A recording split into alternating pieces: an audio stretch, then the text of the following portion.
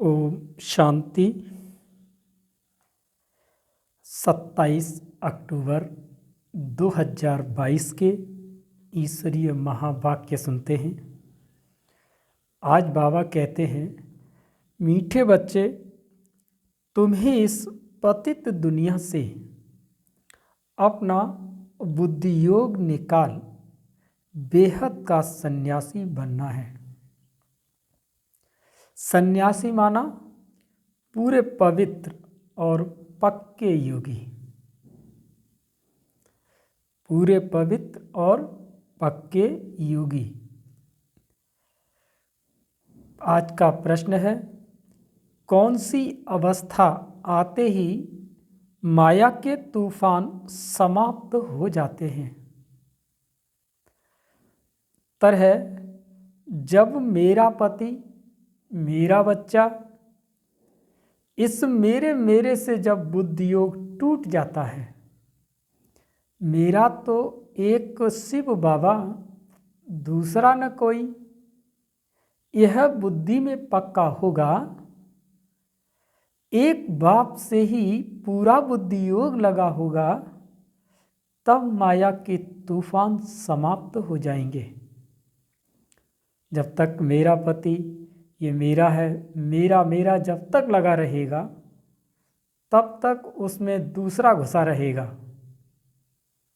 और जब तक सब कुछ बाबा का है और बाबा मेरा है, एक बाबा दूसरा न कोई, जब ये राग मन के अंदर होगा, बस तभी कुछ प्राप्तियां होगी। गीत, कौन आया मेरे मन के द्वारे, सवेरे सवेरे। ओम शांति। भगवान वाच, यह तो बच्चे समझ गए हैं कि आत्माओं का बाप उसे कहा जाता है परम पिता परमात्मा को।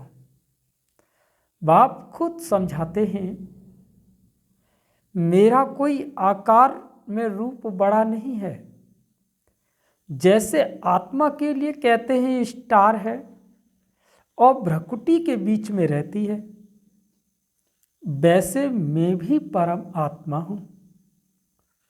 उसकी महिमा बड़ी है, ज्ञान सागर है, बाकी इतना बड़ा चित्र जैसे नहीं है। इतना बड़ा होता तो इस शरीर में घुस नहीं सकता। यह तो शिवलिंग की पूजा करते हैं तो बड़ा बनाते हैं, अंगूठे सदृश कहते हैं। आत्मा माना आत्मा सिर्फ उनको परम कहते हैं जो परम धाम में रहते हैं। तुम जानते हो कि इस समय है डेविल वर्ल्ड, आसुरीय संप्रदाय। सतयुग में इस भारत पर देवताओं का राज्य था, अब तो आसुरी राज्य है। देखो क्या क्या खा जाते हैं। मांस मदिरा ये राक्षसी आहार है। इस बात को भी नहीं समझते हैं। स्कूल में भी कोई के अच्छे ख्यालात और कोई के रजोगुणी और कोई के तमोगुणी होते हैं। जो दूसरों को समझा नहीं सकते, उनको बुद्धू कहेंगे। ब्रह्मा कुमार, कुमारियों में भी नंबरवार महारथी, घोड़ेसवार, प्यादे बहुत हैं, जो अच्छी रीति समझा नहीं सकते। ज्ञान पूरा न होने के कारण डिससर्विस करते हैं। जितना जिसमें ज्ञान है उतना समझाएंगे। नंबरवार तो हैं, कहाँ भूले भी करते हैं। बच्चों को नशा होना चाहिए कि हम तो देवता बन रहे हैं। बाप खुद कहते हैं कि मैं पतितों की दुनिया में आता हूं। सतयुग में यही नारायण था, अब फिर इनके तन में आया हूं, इनको ही नर से नारायण बनाता हूं। नंबर 1 पूज्य भी था, अब नंबर 1 पुजारी भी यह बना है। फिर इनका ही ऑलराउंड पार्ट है, यह मेरा मुकर्रर तन है, ये चेंज नहीं हो सकता। बाबा कहते हैं मैं आता हूं पतितों की दुनिया में, परंतु कोई को पतित कहो तो बिगड़ पड़ेंगे। परंतु जब भगवान वाचे कि सब आसुरी संप्रदाय है तो मानना पड़ेगा। भगवान माना भगवान निराकार, न कि ब्रह्मा, न विष्णु, न शंकर, न कृष्ण कहते हैं कि मैं परमात्मा भी तुम्हारे जैसा हूं। भगवान वाच मैं तुमको राजयोग सिखाने आता हूं।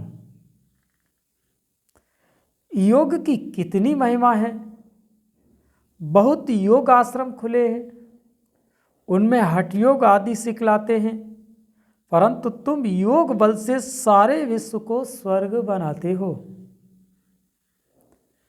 विश्व को परिवर्तन करते हो। सारी दुनिया तो योग में नहीं रहती। योग की कितनी महिमा है, जिससे खास भारत स्वर्ग बनता है, परंतु कोई को पता नहीं तो इनको स्वर्ग किसने बनाया। जरूर ऐसा कोई स्वर्ग बनाने वाला होगा, जरूर कोई ऐसा स्वर्ग बनाने वाला होगा। बाप कहते हैं मैं ही आकर देवता बनाने का कर्म सिखलाता हूं। यह तो बड़ा सहज है, वह बहुत यज्ञ रचते हैं। यहां तुम कोई यज्ञ हवन करते हो क्या? धूप भी खुशबू के लिए ही जलाते हैं, बाकी यहां कर्म कांड की कोई बात नहीं। तो बाप अपना परिचय देते हैं कि मैं आत्मा हूं जैसे तुम हो, परंतु मैं पुनर्जन्म नहीं लेता हूं। जन्म लेता हूं परंतु मरण में नहीं आता।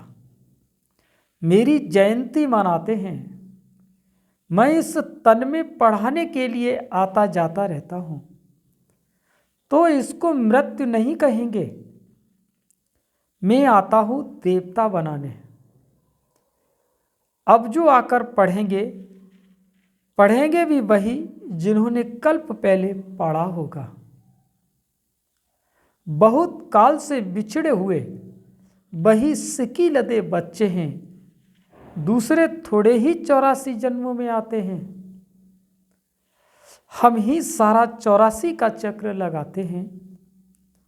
मनुष्य तो बहुत जन्म लेने से तंग होते हैं।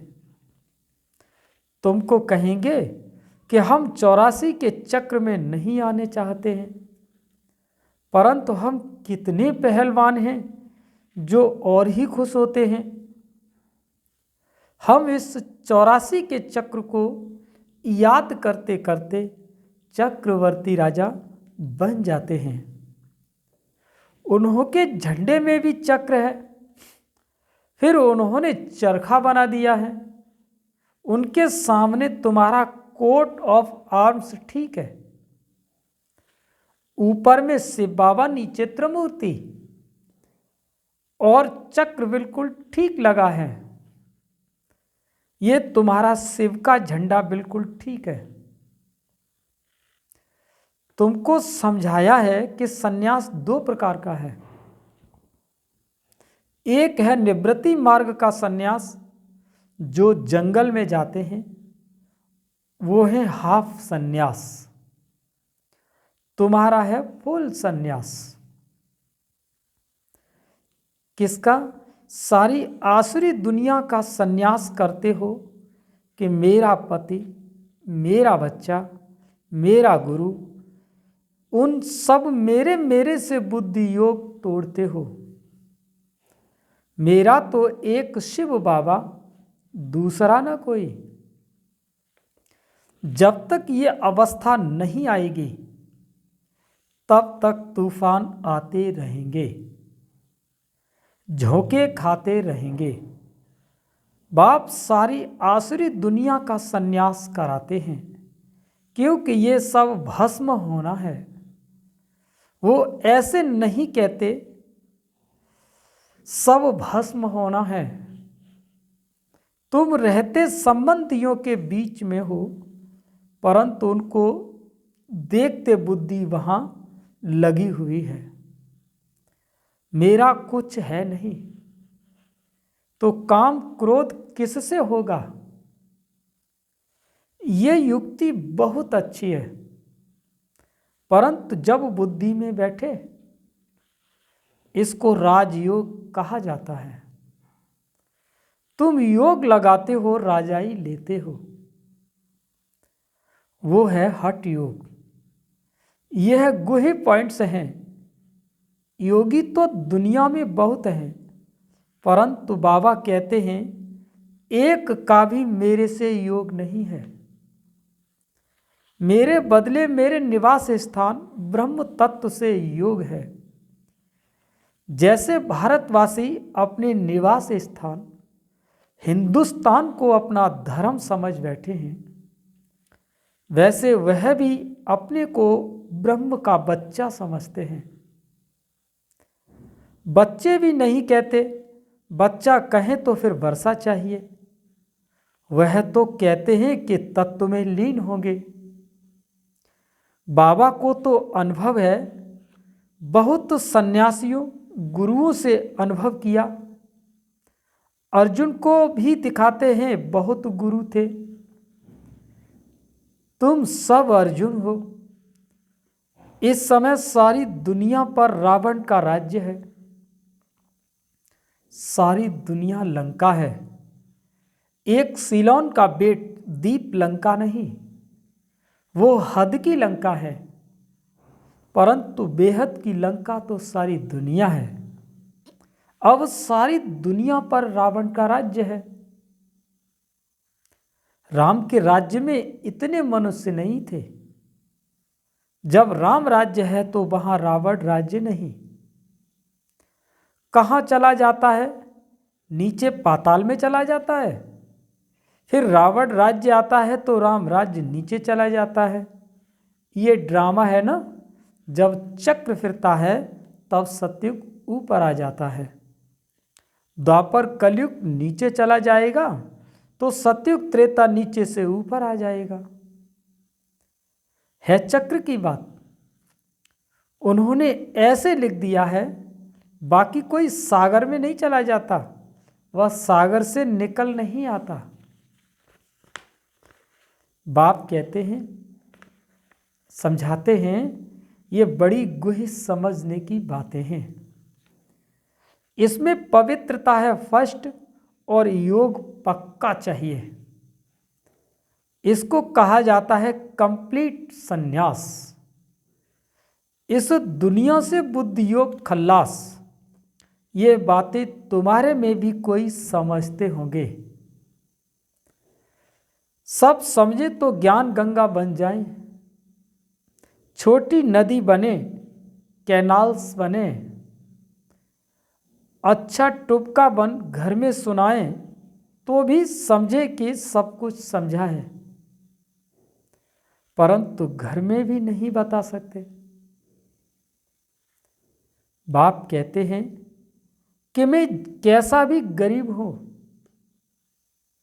परंतु घर में गीता पाठशाला खोल सकते हैं। भल एक ही कमरा हो, उसमें खाते पीते सोते हो। अच्छा, काम उतार सफाई कर फिर ये क्लास लगाओ। 3 पैर पृथ्वी में इतनी बड़ी हॉस्पिटल खोल सकते हो। साहूकार की बातें छोड़ो, बाप तो गरीब नवाज है ना। साहूकार तो बोलते हैं कि हमें तो यहाँ ही स्वर्ग है। तो बाबा कहते हैं अच्छा, तुम अपने स्वर्ग में ही खुश रहो, मैं तुमको क्यों दूं। दान भी गरीबों को दिया जाता है। बड़ा आदमी तो यहाँ जमीन में बैठने से चमकेंगे। तो बाबा कहते हैं कि भल अपने महलों में रहो, मेरे पास तो गरीब आए जो अच्छी तरह से पढ़ें। अगर दूसरे को नहीं सुना सकते हो तो छोटा तालाब भी नहीं ठहरे। तुमको तो बड़ी नदी बनना है, मम्मा बाबा को फॉलो करना है, परंतु घर में भी नहीं सुना सकते तो चुल्लू पानी हथेली में पानी की तरह भी नहीं ठहरे। बाबा को तो मजा आएगा ज्ञान गंगाओं के सामने। कई बाबा के सम्मुख सुनते हैं तो खुश होते हैं, परंतु यहां से उठे सीढ़ी नीचे उतरे तो नशा ही उतरता जाता है। फिर घर पहुंचे तो फिर वही झुरमई झुगमई पर चिंतन चालू। बाबा तो चलन से समझ जाते हैं, आते हैं मिलने, कहते हैं मेरा पति मेरा बच्चा। अरे तुमको पति कहाँ से आया, आती हो स्वर्ग में चलने, फिर भी मेरे मेरे में फंसी हो। अच्छा इतना डोज काफ़ी है, भगवान कहते इतना डोज काफ़ी है, इतना देना चाहिए जितना हजम कर सके। बाबा ने नटसेल में बताया है कि योग से तुम स्वर्ग की स्थापना कर रहे हो। बाकी बादशाही के लिए नॉलेज चाहिए। 2 सब्जेक्ट हैं, बाबा भी योग में रहने का पुरुषार्थ करते हैं, तब कहते हैं न बिसरो न याद रहो। अच्छा, मीठे मीठे सिकील दे बच्चों प्रति माता पिता बाप दादा का याद प्यार और गुड मॉर्निंग। रूहानी बाप की रूहानी बच्चों को नमस्ते। हम सभी रूहानी बच्चों की रूहानी माता पिता बाप दादा को याद प्यार गुड मॉर्निंग, नमस्ते नमस्ते नमस्ते। अब सुनते हैं धारणा के लिए मुख्य सार। पहली पॉइंट है कि इस पुरानी दुनिया का कंप्लीट संन्यास करना है। पवित्रता और योग की सब्जेक्ट में फर्स्ट नंबर लेना है। दूसरा पॉइंट है ज्ञान गंगा बन पतितों को पावन बनाने की सेवा करनी है। मम्मा बाबा को फॉलो कर बड़ी नदी बनो। वरदान है कि ब्राह्मण जीवन में कम खर्च वाला नसीन करने वाले अलौकिकता संपन्न भव। फिर से सुने वरदान कि ब्राह्मण जीवन में कम खर्च नसीन वाला करने वाले अलौकिकता संपन्न भव। इस अलौकिक ब्राह्मण जीवन का विशेष स्लोगन है कम खर्च वाला नसीन। खर्चा कम हो लेकिन प्राप्ति शानदार हो, अर्थात रिजल्ट अच्छे से अच्छी हो। अलौकिकता संपन्न जीवन तब कहेंगे जब बोल में कर्म में खर्च कम हो, कम समय में काम ज़्यादा हो, कम बोल में स्पष्टीकरण ज़्यादा हो, संकल्प कम हो लेकिन शक्तिशाली हो। इसको कहा जाता है कम खर्च वाला नशीन। जो सर्व खजाने कम खर्च करते हैं उनके भंडारे भरपूर हो जाते हैं। आज का स्लोगन है कि बाप और सेवा से सच्चा प्यार है तो परिवार का प्यार स्वतः मिलता है। फिर से सुने स्लोगन कि बाप और सेवा से सच्चा प्यार है तो परिवार का प्यार स्वतः मिलता है। मातेश्वरी जी के अनमोल महावाक्य। अब यह जो श्रोमणी गीता में भगवान वाच है बच्चे, जहाँ जीत है वहाँ मैं हूँ, यह भी परम आत्मा के महावाक्य हैं। पहाड़ों में जो हिमालय पहाड़ है उसमें मैं हूँ, और सांपों में काली नाग में मैं हूँ। इसीलिए पर्वत में ऊंचा पर्वत कैलाश पर्वत दिखाते हैं और सांपों में काली नाग। तो इससे सिद्ध है कि परमात्मा अगर सर्व सांपों में केवल काले नाग में है तो सर्व सांपों में उसका वास नहीं हुआ।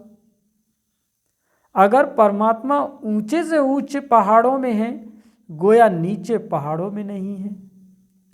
और फिर कहते हैं जहाँ जीत है वहाँ मेरा जन्म, गोया हार में नहीं हूँ। जहाँ जीत वहाँ जन्म, गोया हार में नहीं हूँ।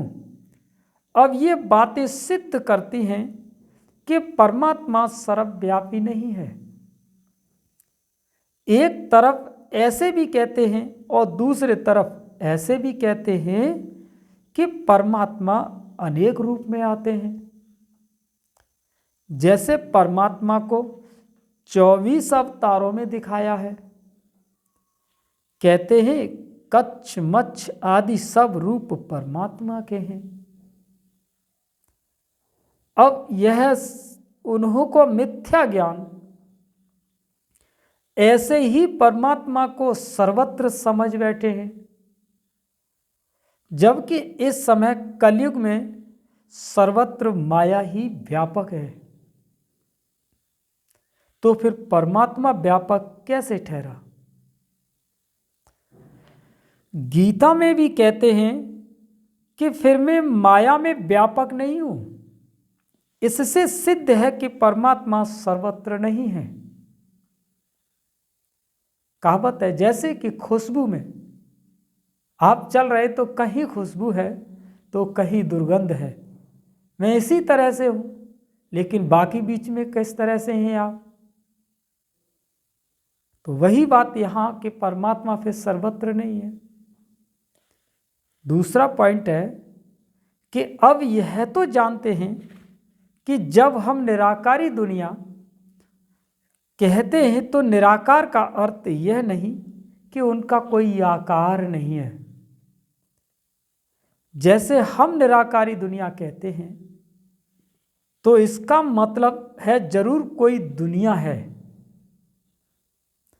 परंतु उनका स्थूल सृष्टि मुआफिक आकार नहीं है। ऐसे परमात्मा निराकार है, लेकिन उनका अपना सूक्ष्म रूप अवश्य है। तो हम आत्मा और परमात्मा का धाम निराकारी दुनिया है। जब हम दुनिया अक्षर कहते हैं, इससे सिद्ध है कि वो दुनिया है और वहां रहते हैं, तभी तो दुनिया नाम पड़ा। अब दुनियावी लोग तो समझते हैं कि परमात्मा का रूप भी अखंड ज्योति तत्व है, तो वो हुआ परमात्मा के रहने का ठिकाना, जिसका कोई रिटायर्ड होम कहते हैं। तो हम परमात्मा के घर को परमात्मा नहीं कह सकते हैं। अब दूसरी है आकारी दुनिया, जहां ब्रह्मा विष्णु शंकर देवताएं आकारी रूप में रहते हैं। और यह है साकारी दुनिया, जिनके दो भाग हैं। एक है निराकारी स्वर्ग की दुनिया, जहां आधा कल्प सर्वदा सुख है, पवित्रता और शांति है। दूसरी है विकारी कलयुगी दुख और अशांति की दुनिया। अब वो दो दुनियाएं क्यों कहते हो? क्योंकि यह जो मनुष्य कहते हैं कि स्वर्ग और नरक दोनों परमात्मा की रची हुई दुनिया है, इस पर परमात्मा के महावाक्य हैं बच्चे, मैंने कोई दुख की दुनिया नहीं रची, जो मैंने दुनिया रची वो सुख की रची है। अब यह जो दुख और अशांति की दुनिया है, वो मनुष्य आत्माएं अपने आप को और मुझ परमात्मा को भूलने के कारण ये हिसाब किताब भोग रहे हैं। बाकी ऐसे नहीं कि जिस समय सुख और पुण्य की दुनिया है वहाँ कोई सृष्टि नहीं चलती। हाँ, अवश्य जब हम कहते हैं कि वहाँ देवताओं का निवास स्थान था तो वहाँ सब प्रवृत्ति चलती थी, परंतु इतना जरूर था कि वहाँ बेकारी पैदाइश नहीं थी, जिस कारण इतना कर्म बंधन नहीं था। उस दुनिया को कर्म बंधन रहित स्वर्ग की दुनिया कहते हैं। तो एक है निराकारी दुनिया और दूसरी है आकारी दुनिया और तीसरी है साकारी दुनिया। अच्छा, ओम शांति।